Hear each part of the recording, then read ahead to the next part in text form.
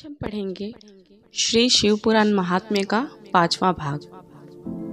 फिर कल से हम शुरू करेंगे विद्वेश्वर संहिता। शिव पुराण के श्रवण की विधि तथा श्रोताओं के पालन करने योग्य नियमों का वर्णन। शौनक जी कहते हैं, महाप्राज्ञ व्यास शिष्य सूत जी, आपको नमस्कार है। आप धन्य हैं, शिव भक्तों में श्रेष्ठ हैं। आपके महान गुण वर्णन कराने योग्य है। अब आप कल्याणमय शिव पुराण के श्रवण की विधि बतलाइए, जिससे सभी श्रोताओं को संपूर्ण उत्तम फल की प्राप्ति हो सके।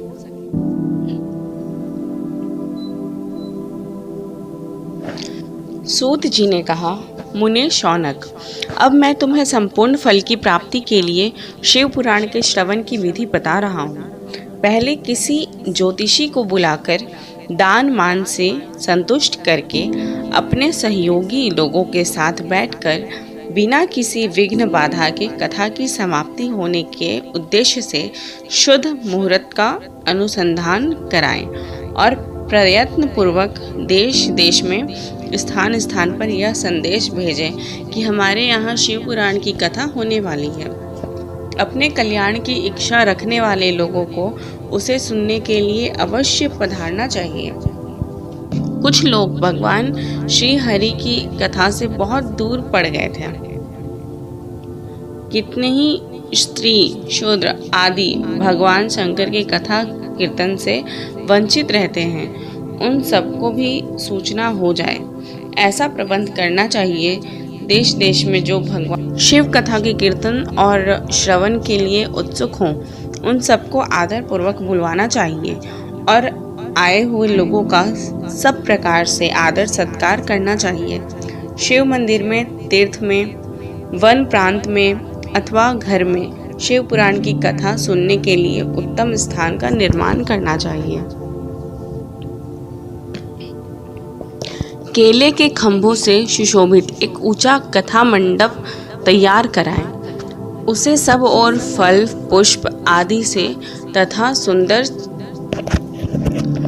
सुंदर चंदोए से अलंकृत करें और चारों ओर ध्वजा पताका लगाकर तरह तरह के सामानों से सजाकर सुंदर शोभा संपन्न बना दें। भगवान शिव के प्रति सब प्रकार से उत्तम भक्ति करनी चाहिए। वही सब तरह से आनंद का विधान करने वाली है। परमात्मा भगवान शंकर के लिए दिव्य आसन का निर्माण करना चाहिए तथा कथावाचक के लिए भी एक ऐसा दिव्य आसन बनाना चाहिए जो उनके लिए सुखद हो सके। मुने, नियम पूर्वक कथा सुनने वाले श्रोताओं के लिए भी यथा योग्य सुंदर स्थानों की व्यवस्था करनी चाहिए।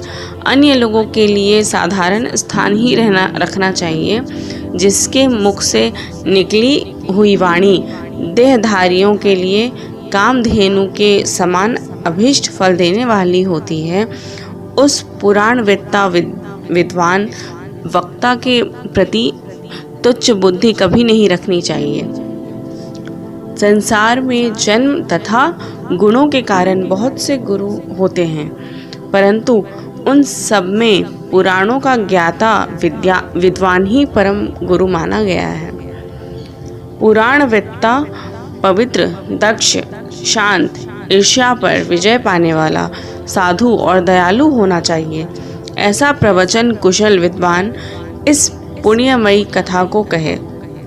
सूर्योदय से आरंभ करके 3:30 पहर तक उत्तम बुद्धि वाले विद्वान पुरुषों को शिव पुराण की कथा सम्यक रीति से बाँचनी चाहिए।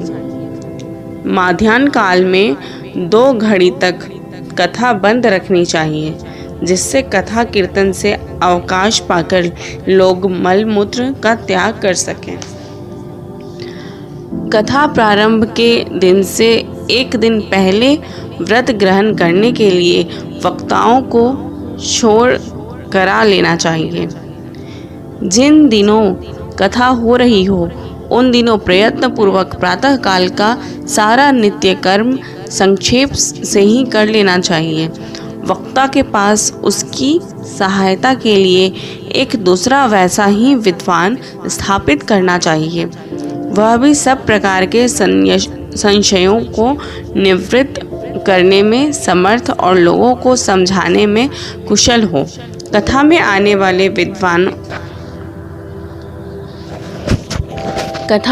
वाले विघ्नों की निवृत्ति के लिए गणेश जी का पूजन करें। कथा के स्वामी भगवान शिव की तथा विशेषतः शिव पुराण की पुस्तक की भक्ति भाव से पूजा करें। तत्पश्चात उत्तम बुद्धि वाला श्रोता तन मन से शुद्ध एवं प्रसन्न चित्त हो आदर पूर्वक शिव पुराण की कथा सुने।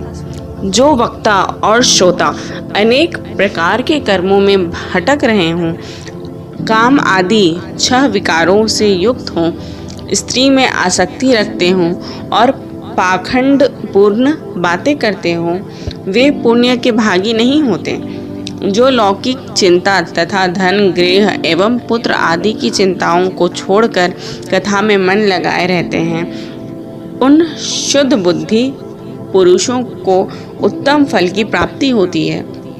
जो श्रोता श्रद्धा और भक्ति से युक्त होते हैं, दूसरे कर्मों में मन नहीं लगाते और मौन, पवित्र एवं उद्वेग शून्य होते हैं, वे ही पुण्य के भागी होते हैं। सूत जी बोले, शौनक, अब शिव पुराण सुनने का व्रत लेने वाले पुरुषों के लिए जो नियम है उन्हें भक्ति पूर्वक सुनो।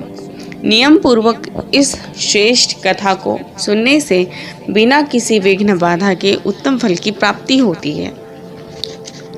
जो लोग दीक्षा से रहित हैं, उनका कथा श्रवण में अधिकार नहीं है।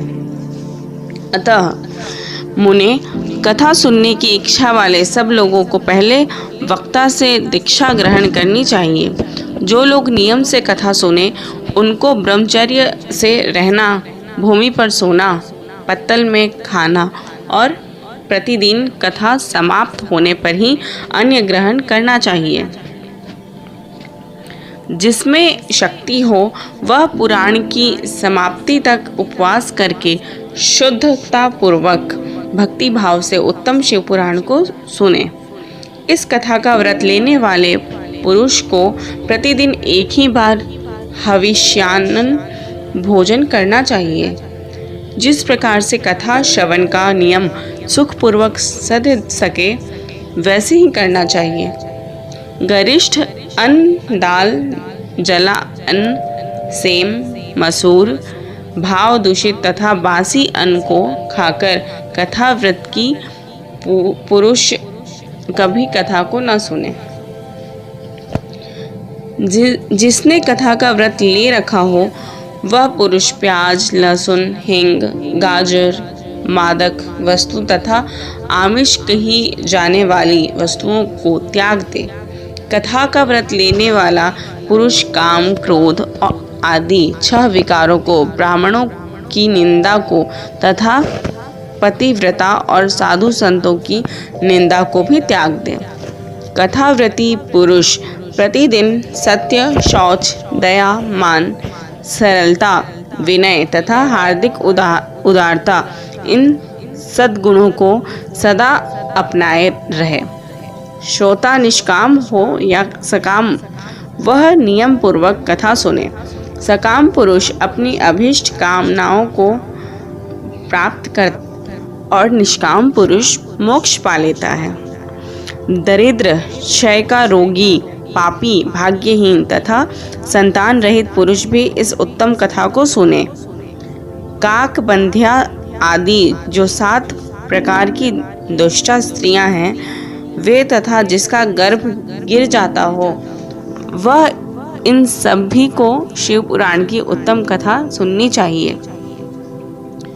मुने, स्त्री हो या पुरुष, सबको यत्न पूर्वक विधि विधान से शिव पुराण की यह उत्तम कथा सुननी चाहिए। महर्षि, इस तरह शिव पुराण की कथा के पाठ एवं श्रवण संबंधी यज्ञोत्सव की समाप्ति होने पर श्रोताओं को भक्ति एवं प्रयत्न पूर्वक भगवान शिव की पूजा की भांति पुराण पुस्तक की भी पूजा करनी चाहिए। तदनंतर विधि पूर्वक वक्ता का भी पूजन करना आवश्यक है। पुस्तक को आच्छादित करने के लिए नवीन एवं सुंदर बस्ता बनावे और उसे बांधने के लिए दृढ़ एवं दिव्य डोरी लगावे, फिर उसका विधिवत पूजन करें। मुनि श्रेष्ठ, इस प्रकार महान उत्सव के साथ पुस्तक और वक्ता की विधिवत पूजा करके वक्ता की सहायता के लिए स्थापित हुए पंडित का भी उसी के अनुसार धन आदि के द्वारा उससे कुछ ही कम सत्कार करें। वहां आए हुए ब्राह्मणों को धन, अन्न, धन आदि का दान करें। साथ ही गीत, वाद्य और नृत्य आदि के द्वारा महान उत्सव रचाएं।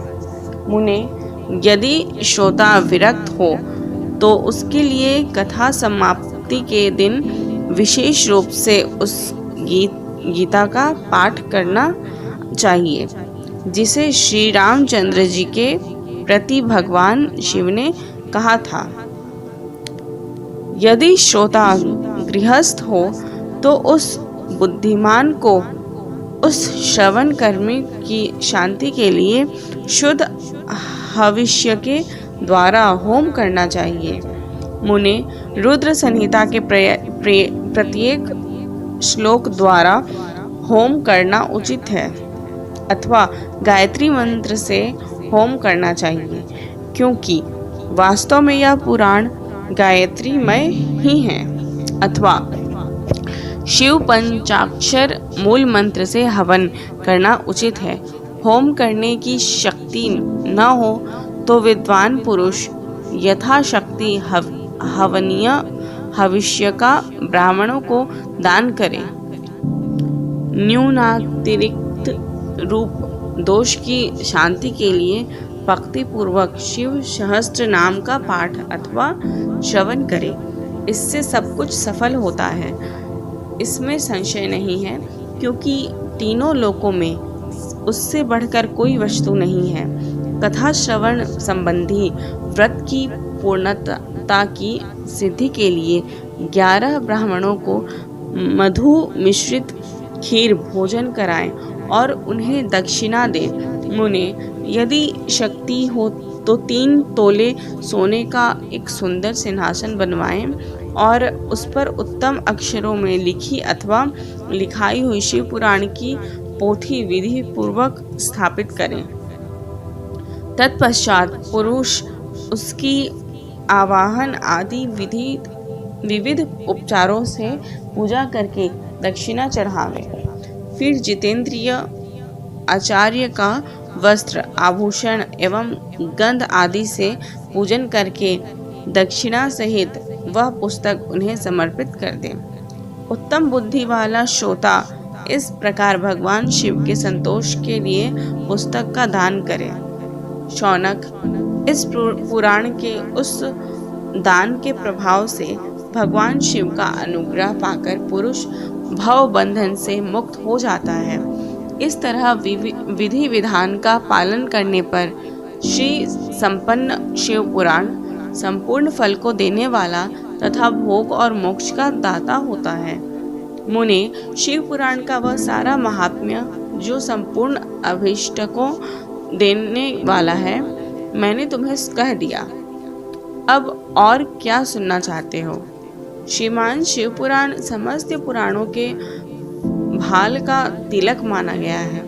यह भगवान शिव को अत्यंत प्रिय, रमणीय तथा भव रोग का निवारण करने वाला है। जो सदा भगवान शिव का ध्यान करते हैं, जिनकी वाणी शिव के गुणों की स्तुति करती है और जिनके दोनों कान उनकी कथा सुनते हैं, इस जीवन जगत में उन्हीं का जन्म लेना सफल है।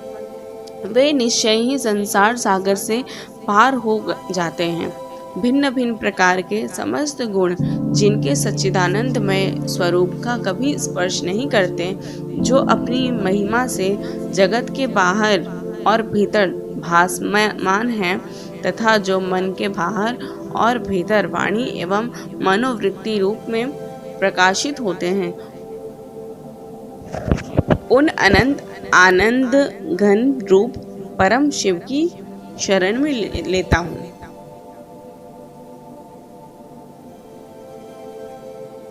धन्यवाद।